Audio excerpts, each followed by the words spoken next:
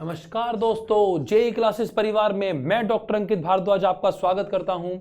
जैसा कि आप सभी जानते हैं, हम एप्लाइड केमिस्ट्री पढ़ रहे हैं और एप्लाइड केमिस्ट्री में यहां पर हम चैप्टर पढ़ रहे हैं।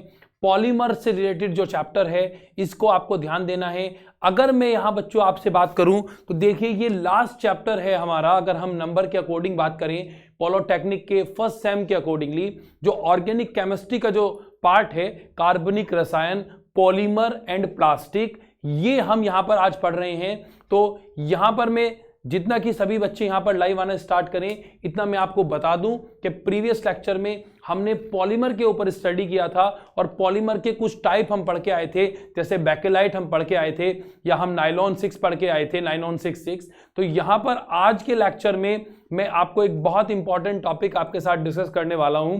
यहां पर हमें प्लास्टिक पढ़ना है और दो हम पॉलीमर कल पढ़ के आए थे, जो उससे रिलेटेड मैं अगर आपसे बात करूं तो वहां पर अभी एक या दो पॉलीमर्स और बचे थे हमारे। तो आज एक तो हम उनको कंप्लीट करेंगे और इसके साथ साथ प्लास्टिक जो है, प्लास्टिक के ऊपर यहां बात करनी है और उसके रिलेटेड हमें यहां पर डिस्कशन करना है। ठीक है, चलिए तो बढ़ते हैं आज की क्लास में। अगर मैं यहां पर बच्चों बात करूं आज आपसे, तो देखिए आज की क्लास में पॉलीमर्स का कल हम लेक्चर लेके आए हैं, है ना। तो जो बच्चे फर्स्ट टाइम यहां पर क्लास कर रहे हैं वो बच्चे ध्यान दीजिएगा थोड़ा सा, कि वो बच्चे जो मेरा कल का लेक्चर था पॉलीमर का, कि पॉलीमर कहते किसको हैं, कैसे वो कॉम्बिनेशन से बनेंगे, प्लीज आप उस वाली वीडियोस को जरूर चेकआउट कीजिएगा। उसी से आपको आज की क्लासेस समझ आने वाली हैं।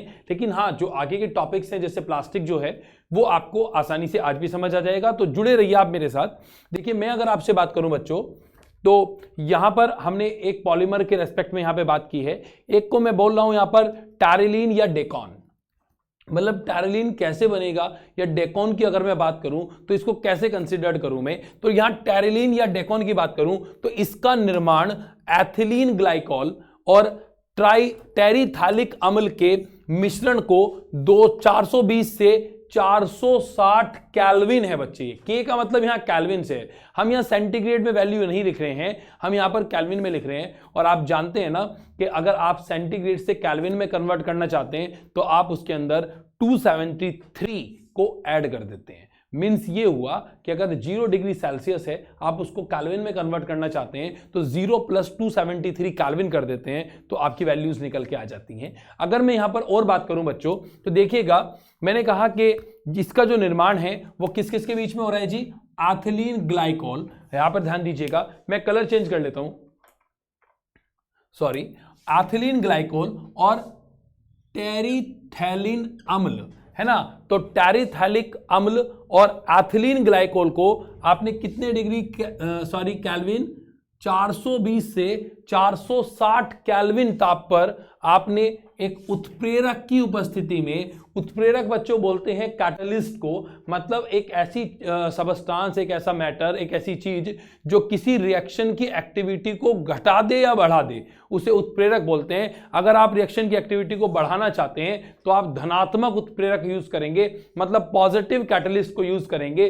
अगर आप उसकी एक्टिविटी को रिड्यूस करना चाहते हैं, घटाना चाहते हैं, तो आप नेगेटिव कैटलिस्ट को यूज करेंगे। ठीक है बच्चों, तो ध्यान दीजिएगा, 420 से 460 केल्विन ताप पर उत्प्रेरक की उपस्थिति में संघनन बहुलीकरण द्वारा किया जाता है, यह आपको पढ़ना है। ठीक है, तो मैंने कहा अगर मैं यहां पर टैरिलीन या ड्रेकॉन की बात करूं तो टैरिलीन और डेकॉन को आपने दो कंपाउंड लिए हैं यहां पर, एथिलीन ग्लाइकोल और टेरिथैलिन अम्ल। इन दोनों के कॉम्बिनेशन किया, 460 लगभग केल्विन टेम्परेचर है, और उस पे एक जो कैटलिस्ट आपको चाहिए, उन कैटलिस्ट की प्रेजेंस में आपने क्या किया है, इसको संघनन बहुलीकरण कर दिया। मतलब इसको कंडेंसेशन पॉलीमराइजेशन कह सकता हूं मैं। तो कंडेंसेशन पॉलीमराइजेशन के रेस्पेक्ट से हमने ये प्राप्त कर लिया है, जिसका नाम आप ड्रेकॉन कंसिडर कर रहे हैं। अगर मैं इसका फॉर्मूला लिखूं आपके सामने, तो n मोल ले लिए मैंने HOCCH2 सिंगल बॉन्ड CH2OH, और यहां पर NHOC डबल बॉन्ड O, यहां पर मतलब कीटोन ग्रुप लगा हुआ है, इधर बेंजीन रिंग लगी है, इधर कीटोन, और ये सॉरी एसिड है तो COOH। ठीक है, तो इसका नाम है टेरिफेल्टिक एसिड। और अगर मैं इसकी बात करूं तो इथाइलिन ग्लाइकॉल। तो इथाइलिन ग्लाइकॉल और टेरिथैलिक एसिड की जब आपने रिएक्शन करी, 476 मतलब 473 केल्विन मैंने यहां पर लिख दिया है, 420 से 460 तक लिखना था, तो इसको ठीक कर लेते हैं थोड़ा सा, 460 कर लो। 460 केल्विन पर जब आप इसको ऐसा करते हैं तो आपको क्या मिल गया, आपको टेरिलीन या डेकॉन मिल गया है। मतलब इसका कंडेंसेशन पॉलीमराइजेशन से जो कंपाउंड बने हैं उसको आपने बोल दिया है।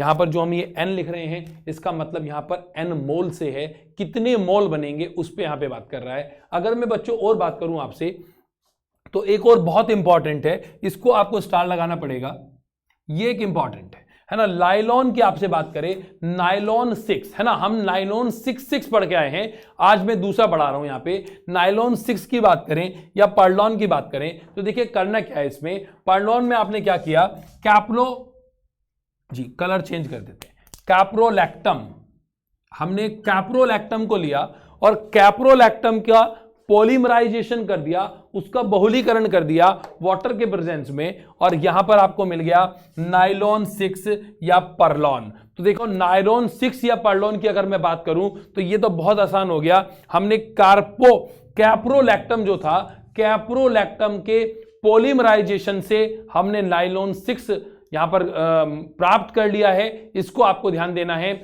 जबकि अगर मैं पहले वाले की बात करूं, टेरिलीन या डेकॉन की बात करूं, तो वहां पर हमने दो चीजें पढ़ी हैं, एथिलीन ग्लाइकोल और टेरिथैलिक एसिड के जुड़ने से हमें यहां पर टेरिलीन या डेकॉन प्राप्त हुआ था। जबकि यहां पर अगर मैं बात करूं, वहां पर संघनन बहुलीकरण था, पॉलीमराइजेशन, और यहां पर क्या हो रहा है, यहां सिंपल पॉलीमराइजेशन हो रहा है। यहां पर कैप्रोलैक्टम से यहां पर क्या मिल गया आपको, नायलॉन 6 यहां पर आपने ऑब्टेन कर लिया है। तो ये दो पॉलीमर से रिलेटेड बातें मैंने आपको आज नहीं बताई हैं, क्योंकि ये कल के लेक्चर को कंप्लीट हो गया था, कल का लेक्चर हम उसको वहां पर कंप्लीट नहीं कर पाए थे, तो इसलिए ये मैंने आपकी जो छूट गई थी इसको मैंने आज कंप्लीट किया है।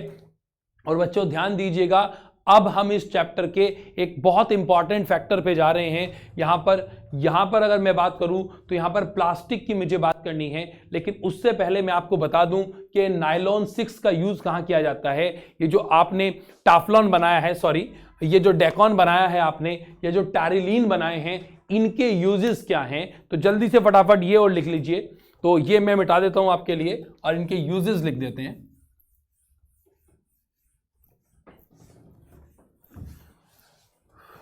बच्चों आज ये चैप्टर हम फाइनलाइज कर लेंगे, ये चैप्टर भी हमारा आज कंप्लीट हो जाएगा।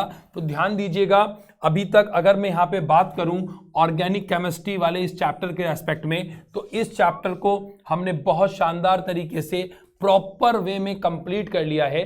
ठीक है, देखिए अभी तक हम लोग अगर पूरे चैप्टर से रिगार्डिंग मैं आपसे बात करूं, सबसे पहले हमने एटॉमिक स्ट्रक्चर चैप्टर पढ़ा था, और एटॉमिक स्ट्रक्चर के बाद अगर हम बात करें तो चैप्टर नंबर 2 भी पढ़ लिया, 3 भी पढ़ लिया, 4 भी पढ़ लिया है, 5 चैप्टर हम यहाँ पर अभी मिस करके चले थे, है ना, संधारित्र के नाम से वो चैप्टर है। तो अगर मैं यहाँ पे बात करूँ तो उस चैप्टर को हमने यहाँ पे छोड़ा था क्योंकि बच्चों की डिमांड थी, आप सभी बच्चों ने मुझे डिमांडेड किया था कि सर पहले छठे वाला चैप्टर जो ऑर्गेनिक केमिस्ट्री वाला चैप्टर है उसको आप पहले कंप्लीट कर लीजिए। तो उसको मैंने आपको यहाँ पे कंप्लीट कर दिया है आज के लेक्चर के बाद। इसमें कुछ नहीं छूटा है, ये चैप्टर भी हमारा फाइनलाइज हो गया है। अब हमारा सिर्फ एक चैप्टर बचता है। देखो बच्चों अभी ज्यादा दिन नहीं बचे हैं आपके एग्जाम के, तो अब देखिए आपका सिर्फ एक चैप्टर बचा है, उसको भी हम 8-10 लेक्चर में कंप्लीट कर लेंगे मोस्ट प्रोबेबली। तो आपका जो मैंने आपसे वादा किया था कि आपके एग्जाम से कम 15 दिन पहले मैं आपका सिलेबस कंप्लीट करूंगा, और मुझे अब अपना वादा कंप्लीट होता दिखाई दे रहा है। और आपका मेरी तरफ से बहुत बहुत धन्यवाद है कि इतने दिनों तक लगातार आप मेरे साथ जुड़े रहे। बहुत सारे बच्चे रेगुलर मोड पे मेरी वीडियोस देखते हैं, तो मुझे बहुत खुशी होती है। तो आपका अब क्या फर्ज बनता है, आपका फर्ज ये बनता है कि अगले चैप्टर में जब हम नेक्स्ट चैप्टर स्टार्ट करें आज के क्लास के बाद, तो उस चैप्टर में ज्यादा से ज्यादा बच्चे लाइव आने चाहिए। भाई अब मन करता है कि मतलब व्यूअर्स बढ़ें, है ना। अब मैं मतलब आपसे डिमांड कर सकता हूं थोड़ा सा, मतलब as a faculty, as a teacher मैं आपसे बोल सकता हूं कि बच्चों देखो अब आपका मैंने सिलेबस टाइम से कंप्लीट किया है। अगर आप चाहते हैं कि मैं आपके लिए कुछ स्पेशल इंपॉर्टेंट क्वेश्चन का बल्क लाऊं आपके एग्जाम से पहले, तो आपका फर्ज बनता है कि आप मेरे से प्रॉमिस करें कि सर उस क्लास में ज्यादा से ज्यादा बच्चे लाइव आएंगे, तभी तो लाने का मजा है ना। मैं आपके लिए स्पेशल में कुछ सरप्राइज तैयार कर रहा हूं, आपके लिए कुछ सोच रहा हूं, कुछ मैनेज कर रहा हूं, और वो मैं बहुत जल्दी आपको बताने वाला हूं। तो ध्यान दीजिएगा बच्चे, इसी तरीके से बस जुड़े रहिए आप हमारे साथ, और ज्यादा से ज्यादा बच्चों को हमारी वीडियो को शेयर किया कीजिए अपने फ्रेंड सर्कल में, ताकि वो बच्चे भी यहां पर फायदा उठा सकें। चलिए, अगर मैं यहां पे बात करूं यूजेस की, कि डैकॉन जो आपने बना रहे थे या नायलॉन 6 जो है था, इसके यूजेस क्या हैं। तो अगर बच्चों यहां पर मैं आपसे बात करूं, देखिए बहुत सारे बच्चे यहां पर मेरे साथ लाइव जुड़ गए हैं। हाँ, बहुत सारे बच्चे जी, थैंक यू बच्चों। तो यहां मैं अगर आपसे बात करूं तो देखिए टैरेलिन या डेकॉन की अगर मैं बात करूं तो ये जो है इसका रेशा जो होता है ना, इसके जो फाइबर्स हैं ये बहुत स्ट्रांग होते हैं बच्चे। और अगर यहां पर मैं बात करूं तो जो टेप वगैरह होती है या जो सीट बेल्ट होती हैं या जो एस्प्रिन वगैरह होती है ना, इनको बनाने में यूज किया जाता है। मतलब इसके जो फाइबर्स हैं वो बहुत ज्यादा स्ट्रांग है, इसलिए जैसे कोई ऐसी चीज हो जिससे मतलब किसी चीज को बहुत ज्यादा टाइटली पकड़ना पड़ता हो, है ना, जैसे सीट बेल्ट की अगर मैं बात करें तो हम जैसे गाड़ी वगैरह चला रहे हैं तो वहां पर जो सीट बेल्ट होती है ना, वो सीट बेल्ट आपको कंट्रोल करके रखती है कि मतलब अगर कोई फोर्स आगे लग रहा है या पीछे लग रहा है, ऐसा फिजिक्स वगैरह वाले पढ़ाते हैं आपको।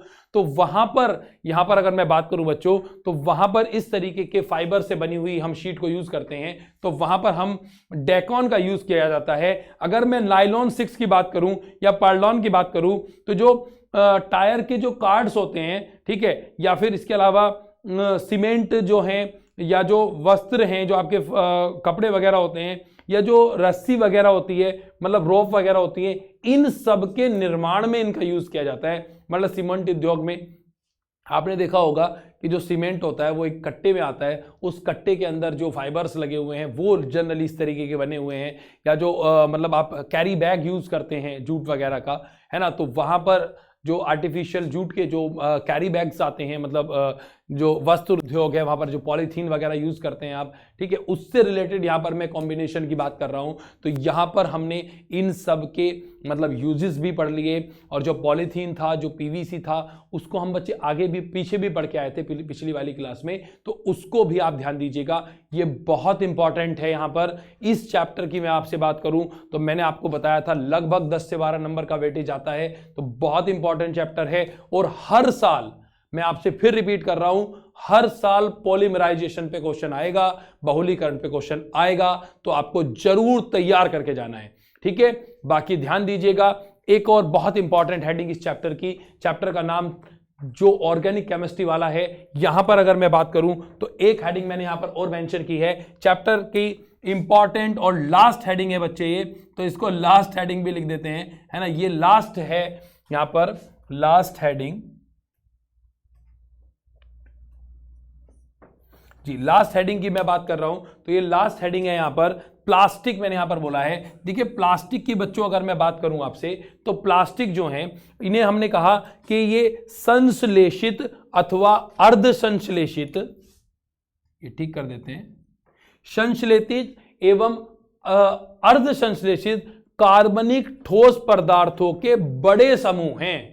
मतलब समझिए आप इसका, मतलब ये टेक्निकल वर्ड यहां पर यूज किए हैं। अगर मैं इसको आसानी से आपको समझाना चाहूं तो जो ऑर्गेनिक कंपाउंड है बड़े चैन वाले, है ना, मतलब पॉलीमर, तो मैंने कहा ऑर्गेनिक कंपाउंड जो कि बड़े चैन वाले हैं और अर्ध संश्लेषित, संश्लेषित या संश्लेषित का मतलब सिंथेसाइज्ड, मतलब केमिकली सिंथेसाइज, तो केमिकली सिंथेसाइज पॉलीमर को, है ना, जो कि फुली सिंथेसाइज्ड हैं या हाफ सिंथेसाइज्ड हैं, उनको आप कंसीडर कर रहे हैं कि ये जो हैं ये क्या है भाई, ये प्लास्टिक है ना। इनको पॉलीमर आप कंसीडर कर सकते हैं, ये लार्ज मॉलिक्यूल्स हैं, पॉलीमर या प्लास्टिक आप इनको बोल रहे हैं।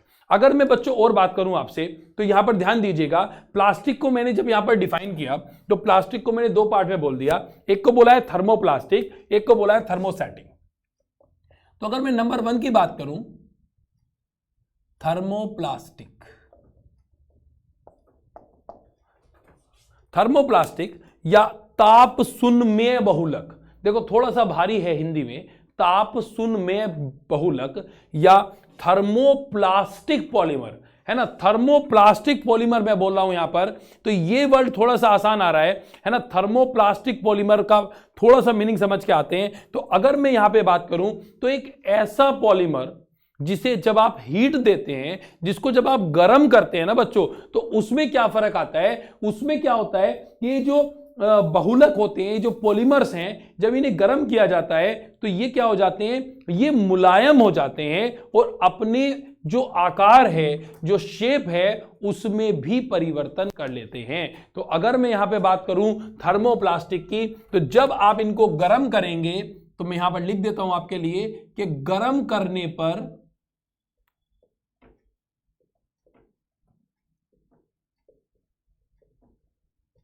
मुलायम हो जाते हैं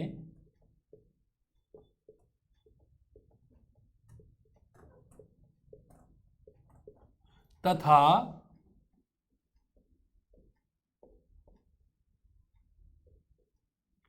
अपना आकार भी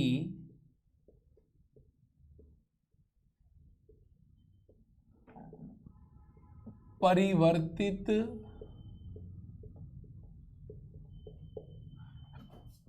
कर लेते हैं।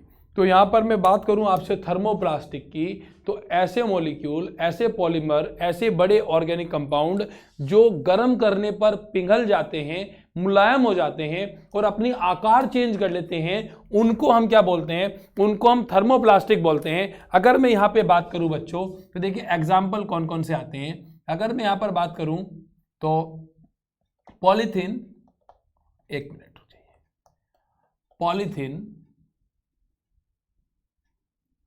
पॉलीथीन तो आपने यूज की होगी ना, आप लोग कैरी बैग वगैरह यूज करते थे। तो पॉलीथीन की अगर मैं यहां पे बात करूं तो पॉलीथीन यहां पर आंसर आएगा। और एक बात आपसे और पूछता हूं जी, जनरल नॉलेज का क्वेश्चन है, चलो देखें कौन बच्चा बताता है ना। जल्दी से मुझे कमेंट करके बताइएगा, जो बच्चे भी यहां पर वीडियो देख रहे हैं, जल्दी से मुझे कमेंट करके बताइए कि सेंट्रल गवर्नमेंट ने, जी सेंट्रल गवर्नमेंट ने इंडिया में, है ना, सेंट्रल गवर्नमेंट ने इंडिया में पॉलीथीन को कब बैन किया। पॉलीथीन को बैन कब किया है सेंट्रल गवर्नमेंट ने? 2 अक्टूबर में आपको मतलब हिंट कर रहा हूं, 2 अक्टूबर से स्टार्ट किया था हमने पिछले साल, मतलब 2019 में, 2018 में, 2017 में, या इस साल 2020 में। मतलब आपको मैंने ऑप्शन दिए हैं 2017, 2018, 19 और 20 कि 2017, 18, 19 या 20 कब, कौन से ईयर में 2 अक्टूबर को गांधी जयंती के दिन नरेंद्र मोदी जी ने, है ना, तो हिंट कर रहा हूं बहुत सारी चीजें, नरेंद्र मोदी जी जो हमारे प्रधानमंत्री हैं, उन्होंने, सेंट्रल गवर्नमेंट ने एक रूल बनाया था कि जो पॉलीथीन है उनको बैन कर दिया जाएगा और इस तरीके की पॉलीथीन यूज की जाएंगी जो एनवायरमेंट को कम से कम नुकसान पहुंचाती हैं, या फिर हैंडबैग आप यूज कीजिएगा जो कि जूट वगैरह के बने होते हैं। तो ये मुझे फटाफट से कमेंट करके बताइए आप, देखते हैं किस बच्चे की जनरल नॉलेज स्ट्रांग है। और बच्चों देखिए, इसलिए भी पूछ लिया है क्वेश्चन क्योंकि ये केमिस्ट्री का क्वेश्चन बनता है ना, इसलिए मैंने आपसे क्वेश्चन पूछा है। और देखिए, आप जब बच्चे, सभी बच्चे यहाँ पर पॉलिटेक्निक की तैयारी कर रहे हैं, मतलब फाइनल एग्जाम के लिए, फर्स्ट सेम के लिए, अगर मैं यहाँ पे बात करूँ, जैसे ही आपके सारे सेम कंप्लीट हो जाएंगे तो उसके बाद आप गवर्नमेंट जॉब के लिए, जेई वगैरह के लिए तैयारी करते हैं, तो वहाँ पर जनरल नॉलेज भी आती है। ठीक है, तो मैंने आपको एक क्वेश्चन यहां पर दे दिया जो कि केमिस्ट्री का भी है और जनरल नॉलेज का भी है। चलिए, मुझे फटाफट से कमेंट का आपका इंतजार रहेगा। इसी क्रम में अगर मैं आगे बात करूं तो ध्यान दीजिए बच्चों, एक मैंने पॉलीथीन लिखा है, इसके अलावा पॉलीप्रीन, इसके अलावा पीवीसी, पीवीसी के पाइप बने होते हैं, है ना, और एक टैफ्लॉन। तो यहां मैं अगर बात करूं तो थर्मोप्लास्टिन, ऐसे प्लास्टिन जिनको जब आप गर्म करते हैं तो वो जल्दी पिघल जाते हैं और पिघलने के बाद अपने आकार को चेंज कर लेते हैं, उनको आप थर्मोप्लास्टिन पॉलीमर बोलते हैं। ये मैंने यहां पर कंप्लीट किया। इसके बाद दूसरा लिखा है ताप ऋण बहुलक, है ना, ताप दृढ़ बहुलक, मतलब थर्मोसैटलिंग, है ना। तो थर्मोसैटलिंग थोड़ा आसान वर्ड है मेरे लिए। तो यहां मैं अगर बात करूं,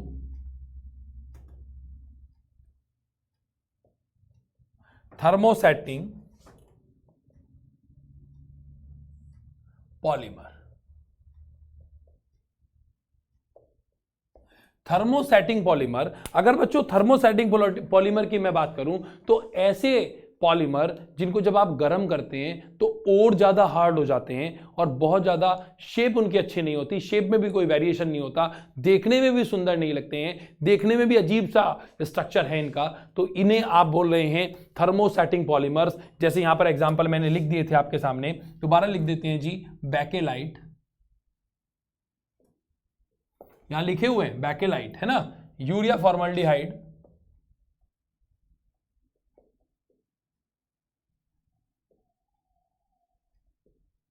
यूरिया फॉर्मल्डिहाइड और इसके साथ मेलामाइन। तो यहां 3 एग्जांपल मैं लिख रहा हूं आपके लिए कि बेकेलाइट, यूरिया फॉर्मल्डिहाइड और मेलामाइन जो हैं उनको हम थर्मोसेटिंग पॉलीमर बोलते हैं, ये आपको ध्यान देना है। थर्मोसेटिंग पॉलीमर हमने पढ़े, इसके साथ साथ हमने थर्मोप्लास्टिन पॉलीमर पढ़े। अगर आपसे पूछे कि थर्मोप्लास्टिन जो पॉलीमर है वो कौन सी रिएक्शन से बना है, उसका आप मुझे जवाब दीजिएगा। तो ध्यान दीजिएगा बच्चों, अगर मैं थर्मोप्लास्टिन की बात करूं तो थर्मोप्लास्टिन जो है वो योगात्मक, जो एडिशन होमर आप पढ़ के आए थे कल की क्लास में, योगात्मक बहुलीकरण से प्राप्त किए जाते हैं, ये आपको ध्यान देना है। ये मैं थर्मो किसके लिए बोल रहा हूं जी, ध्यान दीजिए बच्चों, ये मैं थर्मोप्लास्टिन के लिए बोल रहा हूं, है ना। तो मैं यहां मार्क कर देता हूं, ये वाला इसके लिए है भाई, एडिशनल इंफॉर्मेशन दिए, ये लीजिए। थर्मोप्लास्टिन के लिए मैं बोल रहा हूं कि थर्मोप्लास्टिन जो मॉलिक्यूल्स हैं मतलब प्लास्टिक के, उनको आप योगात्मक बहुलीकरण से प्राप्त करते हैं। इस निर्माण में योगात्मक बहुलीकरण से किया जाता है। जबकि अगर मैं थर्मोसेटिंग पॉलीमर की बात करूं तो यहां पर क्या हो रहा है बच्चों, यहां पर संघनन बहुलीकरण, यहां पर क्या हो रहा है भाई, यहां पर संघनन बहुलीकरण हो रहा है, यह आपको ध्यान देना है। ये देखिए जी, तो यहां अगर मैं बात करूं ताप शून्य में मतलब थर्मोप्लास्टिन की, तो वहां पर योगात्मक अभिक्रिया होती है, जबकि संघनन बहुलीकरण जो होता है वो थर्मोसेटिंग प्लास्टिक के अंदर यहां पर हम कंसीडर कर रहे हैं। इसी क्रम में अगर मैं बच्चों और आगे बात करूं तो देखिए तीसरे नंबर पे हमें लिखा है इलास्टोमर्स, इलास्टोमर्स लिखा है, इसको मिटा देते हैं, अभी तो जगह है हमारे पास, ज्यादा टाइम वेस्ट नहीं करते।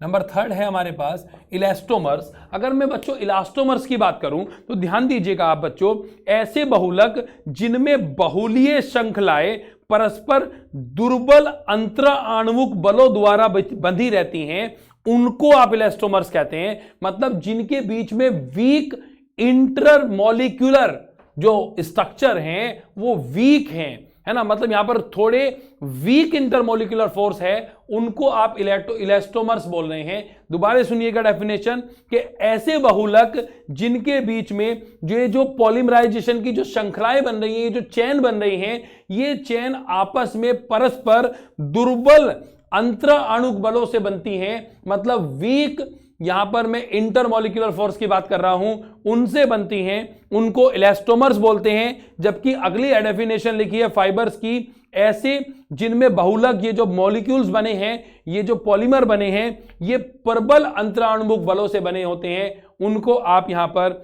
फाइबर्स कंसीडर करते हैं। अगर मैं यहां इलास्टोमर्स की बात करूं तो मैंने एग्जांपल लिखा है यहां पर नेचुरल रबड़ मतलब प्राकृतिक रबड़, इसके अलावा संश्लेषित पॉलीआइसोप्रीन, और जहां पर अगर मैं फाइबर्स की बात करूं तो मैंने यहां पर लिखा है फिनोल, इसके अलावा फॉर्मल्डिहाइड, इसके अलावा ठीक है पीवीसी। तो पीवीसी जो है वो फाइबर्स है, ये आपसे पूछ सकता है। ये मैंने यहां पर प्लास्टिक के रेस्पेक्ट में बात की है बच्चों। इसके बाद एक और हेडिंग बनती है यहां पर कि दैनिक जो हमारी लाइफ है या जो हमारी इंडस्ट्री वगैरह हैं, उद्योग वगैरह हैं, उनमें प्लास्टिक का या जो पॉलीमर्स आप पढ़ रहे थे, इनके क्या यूजेस हैं, है ना, इनके क्या लाभ हैं, क्या हानि है, उससे रिलेटेड यहां पे बात कर लेते हैं। ये इस चैप्टर की सबसे लास्ट हेडिंग है, तो इसको और पढ़िए बहुत अच्छे से, ताकि ये चैप्टर आपका बहुत अच्छे से तैयार रहे। अगर बच्चों में यहां पे बात करूं आपसे तो देखिएगा, मैंने यहां पर कहा यूजेस क्या है। है ना, प्लास्टिक के यूज क्या है। तो अगर मैं यहां पे बात करूं तो दैनिक जो हमारी डेली यूजेस हैं,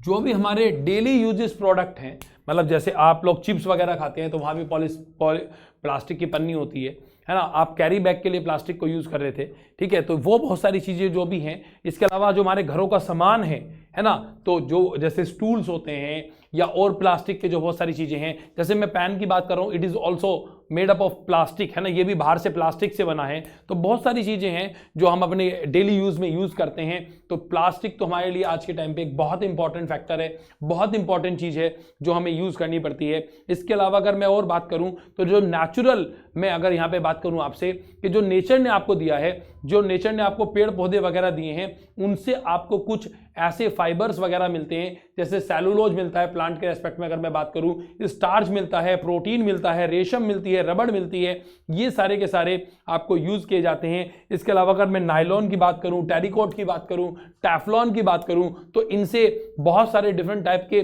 जैसे अगर मैं बात करूं तो ये क्लॉथ इंडस्ट्री जो होती है, मतलब जो कपड़ा उद्योग है, वहां पर इसका यूज किया जा रहा है बच्चों। तो ये एक बहुत इंपॉर्टेंट बात बनती है। तो यहां पर अगर मैं बात करूं तो डेली प्रोडक्ट में यूज किया।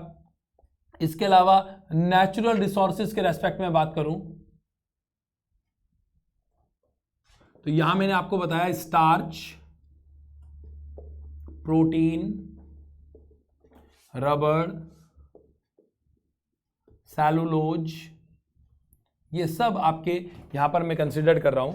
अगर मैं इसी रेस्पेक्ट में और बात करूं तो मैंने आपसे कहा कि जो भी मतलब क्लॉथ इंडस्ट्री है,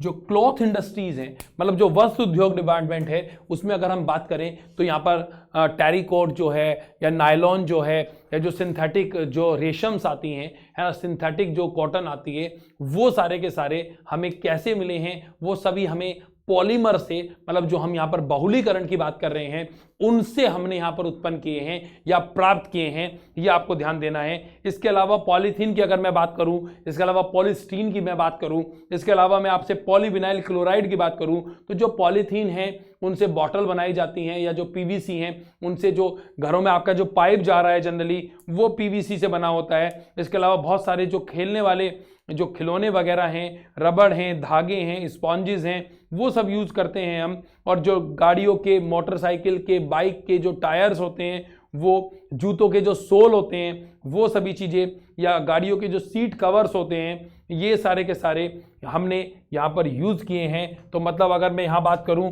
तो ये तो बहुत सारे जितने भी इंपॉर्टेंट आइटम हैं, इंपॉर्टेंट आइटम्स जो हैं हमारे, इन सभी में इसका यूज किया जाता है। और बहुत बड़े बड़ी फैक्ट्रियों के अंदर तो आज के समय पर प्लास्टिक से बहुत मेजर कंपाउंड भी बनाने लगे हैं। मतलब कहीं कहीं जगह पर तो बहुत बड़े बड़े प्रोडक्ट भी बना ली जाते हैं, चेयर बनाते हैं, है ना, जूते के सोल बनाते हैं, और बहुत बड़े बड़े कारखाने आज के टाइम पे इसके लगा दिए गए हैं, जिनसे हम बहुत ज़्यादा यूजेबल आइटम, हमारे लिए जो यूज में आने वाले आइटम हैं, उनका यूज किया जाता है। तो बच्चों अगर मैं यहाँ पे बात करूँ तो देखिए आज हम लोगों ने क्या पढ़ा है। आज हमने जो हमारे पॉलीमर्स थे उनके जो 2 हेडिंग हमारी छूट गई थी वो हमने यहाँ पर आज फाइनलाइज की। इसके साथ साथ प्लास्टिक आपको मैंने पढ़ाया, प्लास्टिक के टाइप मैंने आपको पढ़ाए।